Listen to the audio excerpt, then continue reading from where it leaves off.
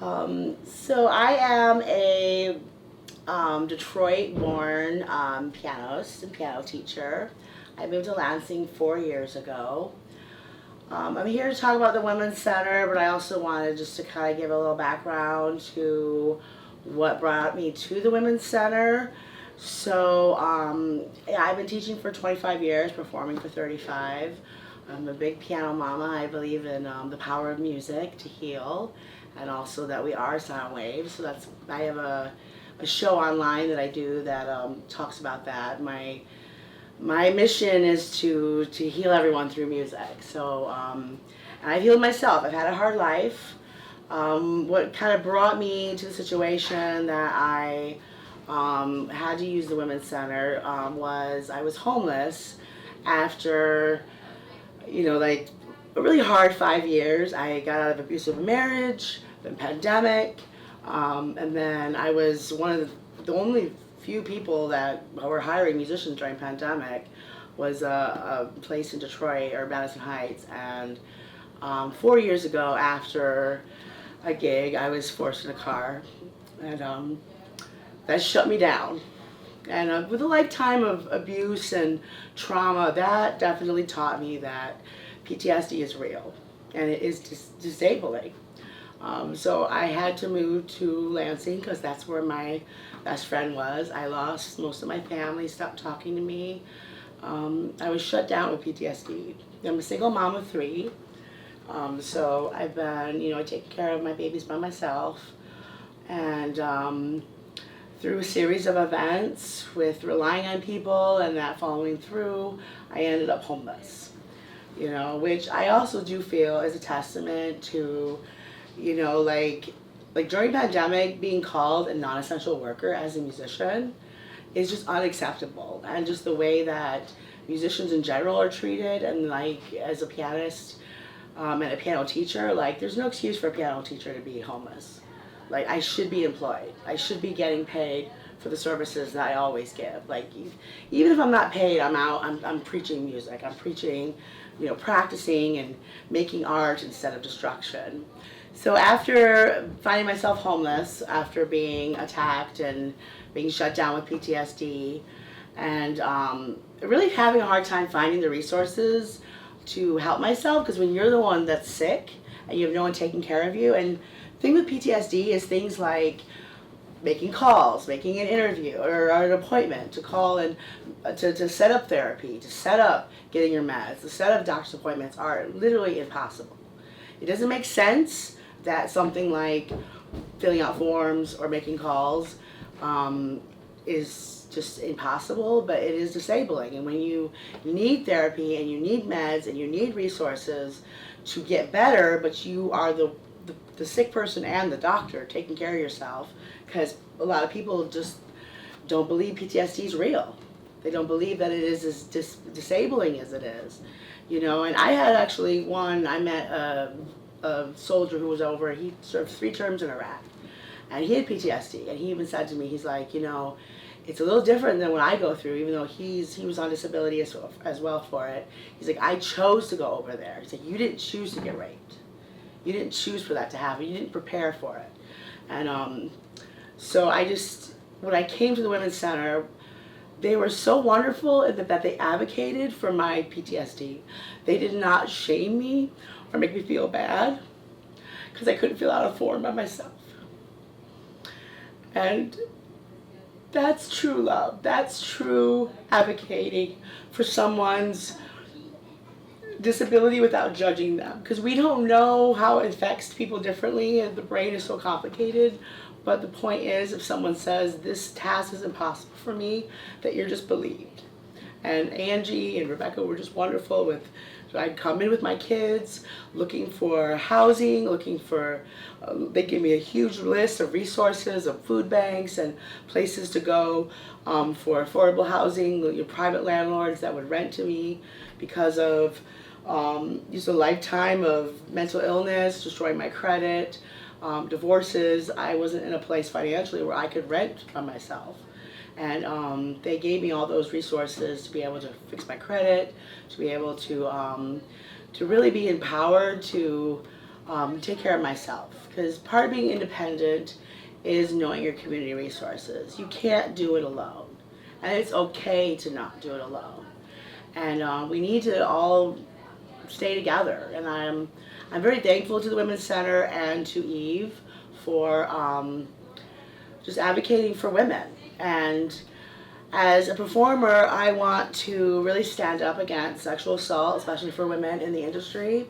It's really hard, especially with venue owners, bar owners, audience members in the audience commenting on my body while I'm on stage.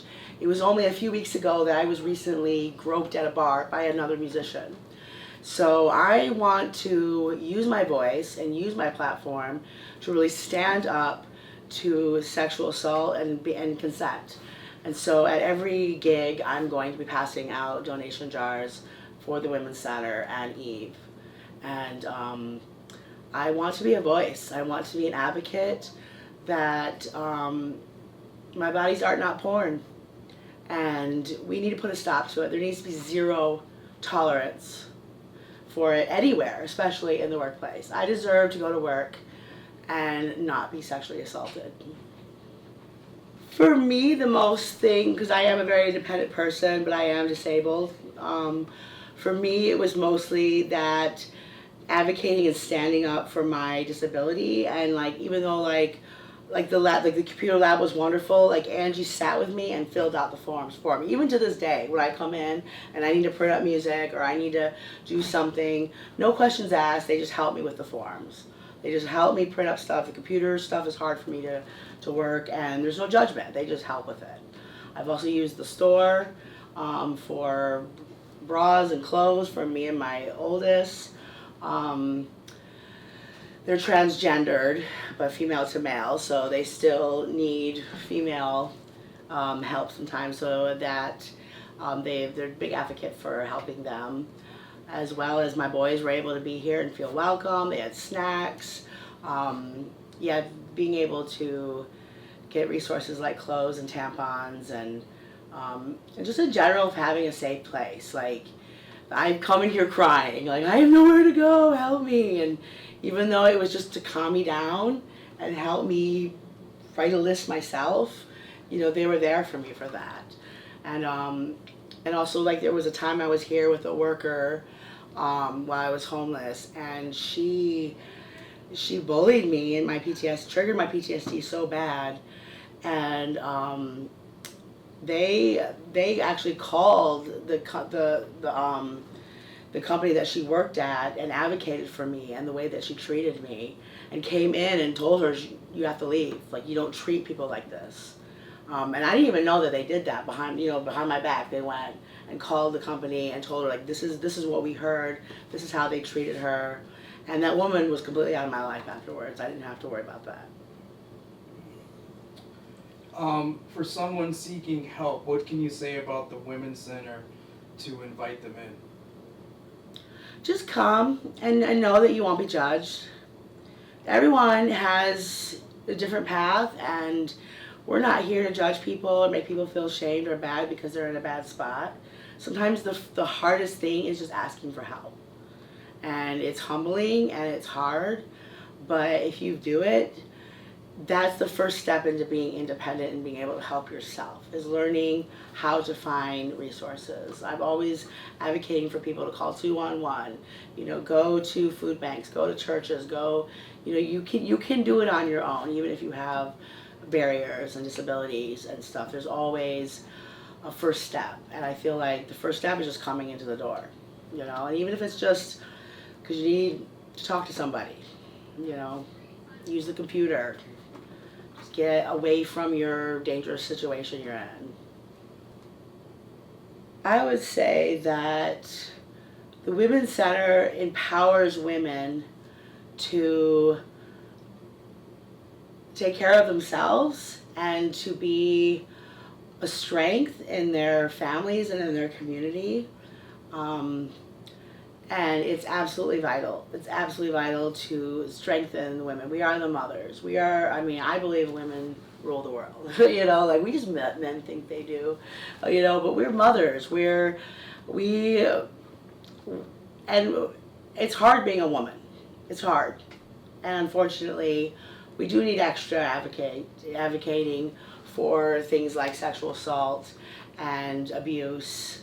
And not to say men don't go through that as well, um, but having a safe place for women to go where they don't, especially with my PTSD, there are times where just being around a man is too hard. I mean, you're wonderful, but it's having a safe place to go where you're going to not be judged, you're going to be protected, and they give the resources. I mean, I have a beautiful home now. I have a car. I'm back to work. I was always a musician, but I was on medical leave for about 4 years or 3 years. And through the Women's Center and through Eve, I was able to overcome my barriers and be able to get into a home, get in a car, I'm working again, I'm performing again, and I'm able to give back. Like I acted in the Vagina Monologues. I plan to help get the Women's Center funding through my shows and also just getting women to come out. Like, don't feel a victim, don't be helpless. Come out and get help. There's nothing wrong with getting help. I can't praise enough just like I've been to actual mental health facilities with people who have a master's degree in psychology, and they still shamed me about not being able to fill out a form or having a mood disorder or being triggered so bad I'm shut down. And just not just the institution of the Women's Center, but the people and the volunteers that are here are kind and loving and care. And actually understand and have done the work to understand how to work with people with different mental disabilities or brain. I don't believe in brain disorders. I believe in brain styles. We don't tell someone their brain is a disability. It's a different style. And I'm brilliant. I have a genius IQ. I'm a classically trained pianist, but I get shut down because of my PTSD. And here's a place where I know I can go and I'm not shamed. I feel safe.